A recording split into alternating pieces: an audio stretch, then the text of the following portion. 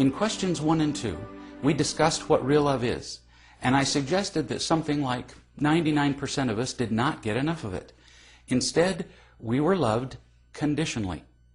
People approved of us when we were good, when we behaved in the ways they liked.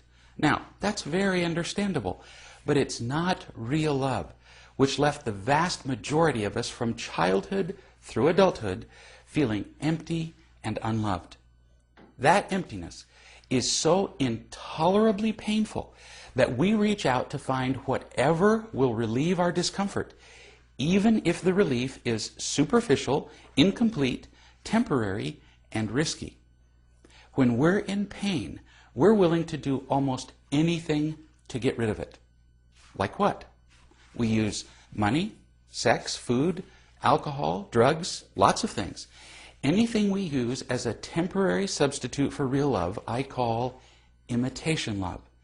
And even though there are hundreds of different kinds, they tend to fall into 4 general categories: praise, power, pleasure, safety.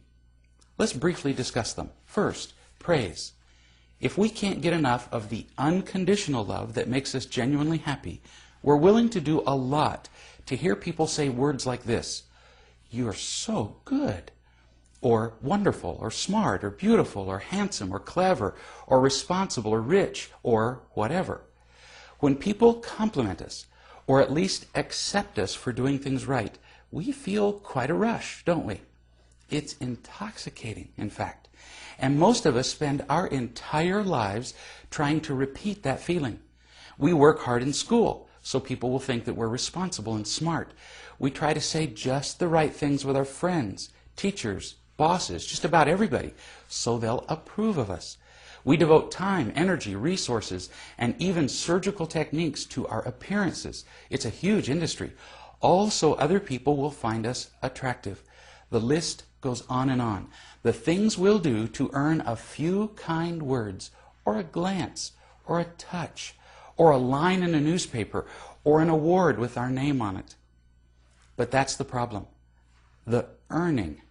The moment you do anything at all with what you say, what you do, how you make yourself look, for the purpose of getting me to like you, and then I do like you, what do you really have? Nothing. You can't feel loved unconditionally, because real love can only be given freely, without any kind of manipulation.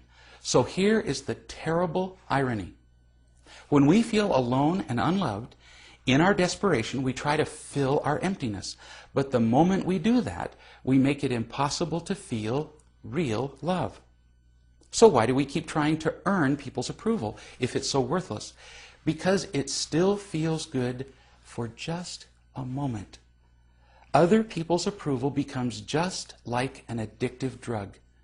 We know it's no cure for anything, but it feels so good for a moment. So good, in fact, that we hope that if only we earn enough of it, somehow it will finally work and make us happy.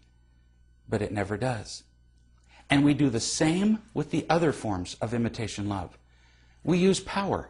Anytime we control other people to do what we want, we get a sense of power.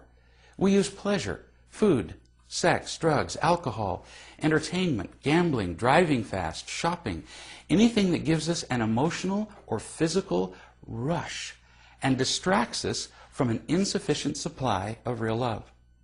We use safety. We avoid risk. We stay in situations and relationships that are familiar, predictable. We become consumed with the pursuit of imitation love. We hope that somehow, if only we can get enough, or we gather a great enough variety of money, power, sex, vacations, cars, clothing, whatever, we'll finally be happy. But eventually we learn that imitation love always wears off. It never lasts, and it never makes us truly happy, no matter how exciting it might be for a moment or two.